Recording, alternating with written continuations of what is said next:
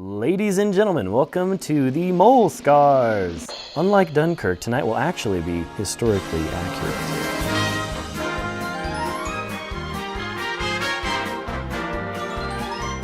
Welcome to the Blind Mole. I am Mole. And I'm Joby.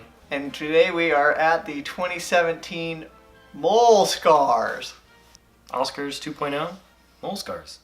Except we're only covering one category, Best Original Score. And that's because we think it's the most important category. And we think the Academy got it somewhat right. And you're going to find out which ones we think should have been nominated. So not only are these the best scores in 2017, we are also giving them their own sub-category award. I wish U571 was in this category. Let's get started. And the subcategory winner for most likely to make you feel like a bomb is going to be dropped on your head at any moment goes to... Dunkirk! Can we have Christopher Nolan come on stage? Hans Zimmer, please. I wish they were here. I would literally saw off my right arm to have them come onto this camera.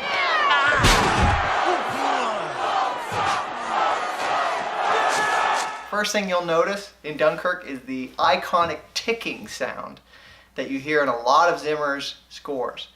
You hear it in the Mountains track from Interstellar.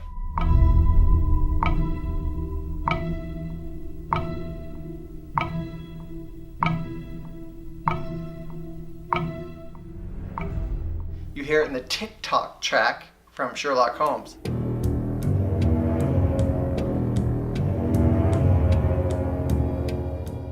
Hear it in The Mole. Yes, there is a track on Dunkirk called The Mole, which is one reason why it's on this list. It had its own merits.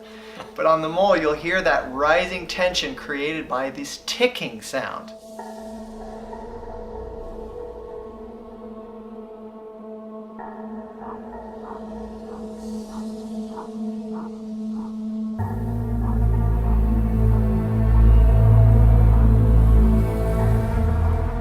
Ticking sounds were recorded by Hans Zimmer from one of Christopher Nolan's actual pocket watches. Zimmer also uses what's called a shepherd tone. There's some really interesting videos on YouTube about the shepherd tone if you want to learn more about this. But it's basically a high, medium, and low note played at the same time at the same rising height, so they never intersect, which makes you feel this tension. In Super Mario, when you're in Bowser's Castle and you're going up those stairs, you hear it.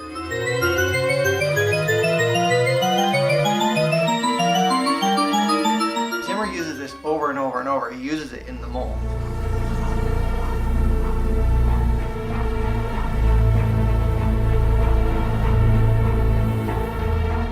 But our favorite tracks from Dunkirk include Home and Variation 15, which hear some classical sounding music in there.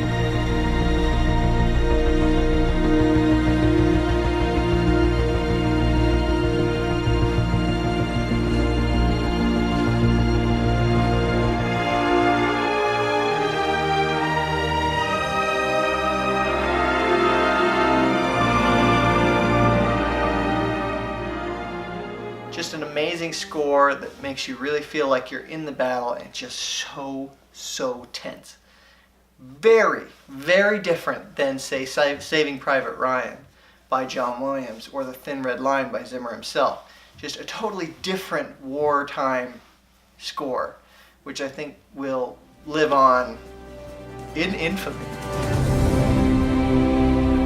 Nominee number 2, and the sub-award winner for most likely to make you fall in love with an aquatic creature award, goes to The Shape of Water by Alexandre Desplat. Director Guillermo del Toro and composer Alexandre Desplat are each quite known in their own spheres. However, this was their first collaboration together. One fun fact, director Guillermo del Toro actually wanted to film The Shape of Water in black and white, but decided against it. Why? Because of budget restraints. Apparently it's more expensive to film in black and white. Who knew color would be so cheap?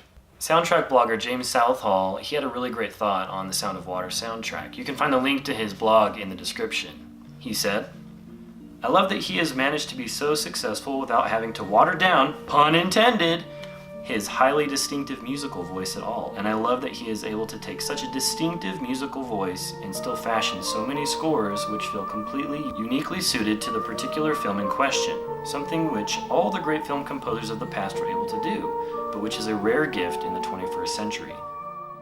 To me, Desplat's score for Shape of Water really sounded a lot like Philomena to me. A lot of the piano cues and a lot of the sound was very similar to that score. Both beautiful in their own right. Shape of Water giving you that fantasy element that Del Toro puts in all his movies. Most prominently, Pan's Labyrinth. This one is right underneath. But some standout tracks include Underwater Kiss, which is the one that sounds the most like his piano sounding stuff that you're familiar with.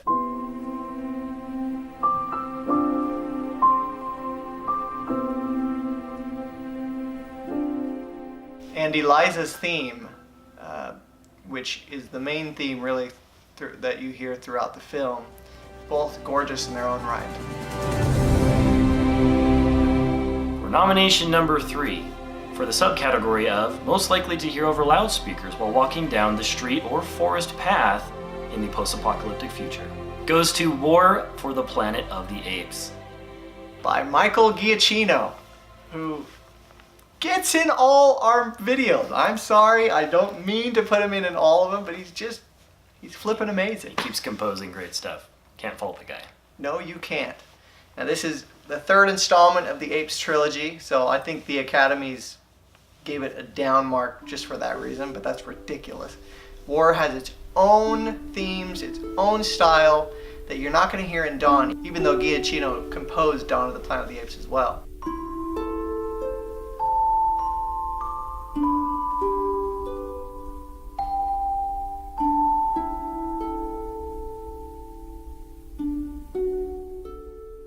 Two standout tracks from War for the Planet of the Apes include More Red Than Alive and Paradise Found. They are fantastic. Paradise Found, obviously the track when Caesar leads them to the Promised Land. More Red Than Alive is an interesting track because you get to hear the theme throughout the film, the iconic Giacchino, where he plays his little piano part that makes you feel stuff inside, and then couples it with the horns and the strings and the bass sounds. That same theme back to back, and it's always gorgeous. And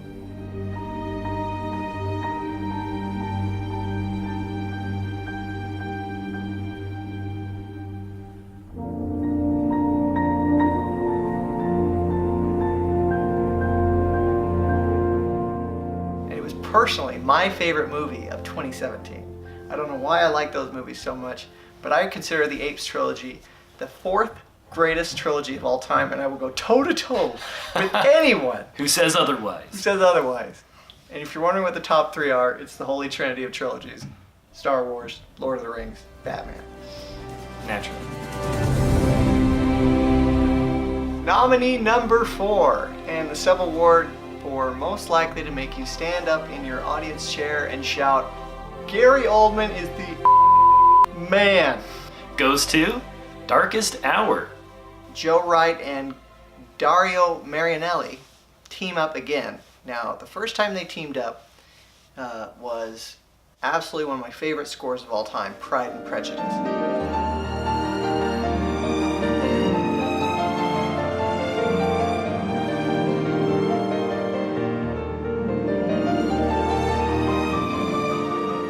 This score is not quite as good, but it is pretty good. There's a couple standout tracks we want to highlight. Where is Winston really kind of gives you kind of a nice feel for the score. And then if you make it all the way through the score, We Shall Fight.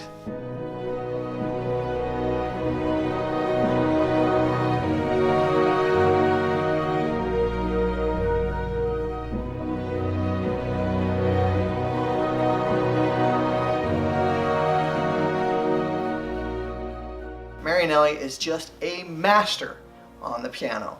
And again, this will be a piano-centric score. So if you like piano, if you're a fan of the piano, if you play the piano, If you like keyed instruments, or keying cars, then this is the one for you. When will the lesson be learned? When will the lesson be learned? Fun fact, Gary Oldman studied Churchill's mannerisms for a year before starting the film. And you just thought he was a good actor. He Mas- actually works hard. Master of his craft. Our fifth and final nomination for the subcategory of Most Radiohead-like Composition goes to Phantom Thread. By Johnny Greenwood, who is in Radiohead. Surprise, surprise. What? Greenwood and Paul Thomas Anderson have a long-standing relationship. Greenwood scored There Will Be Blood, he scored The Master, and this is by far the best. I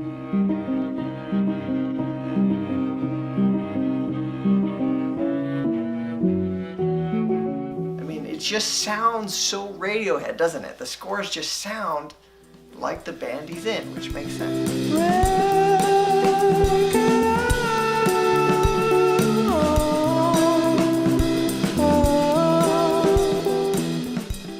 In a quote from Spin.com, Greenwood's new orchestral pieces for the film rank among the finest and most ambitious music the Radiohead guitarist turned esteemed composer has ever produced. Some standout tracks include For the Hungry Boy, The Hem, and House of Woodcock. So go check those out, and if you're a Radiohead fan, this is an absolute must for you to listen to. For our money, the MOLESCAR 2017, for Best Original Score goes to... Dunkirk. And we didn't even need an envelope, we just told you. So, well done. Could we have Christopher Nolan and Hans Zimmer? Please. I've already lost this arm, I will saw this arm off. I'll do it. Thanks for joining us today on this episode of The Blind Mole. We hope we gave you some really good stuff to check out. That should keep you busy until the Molescars of 2018. We probably pissed a few of you off. Please let us know who you think should have won and what you really feel about our decisions. Did they suck? Or were they awesome? Hopefully awesome.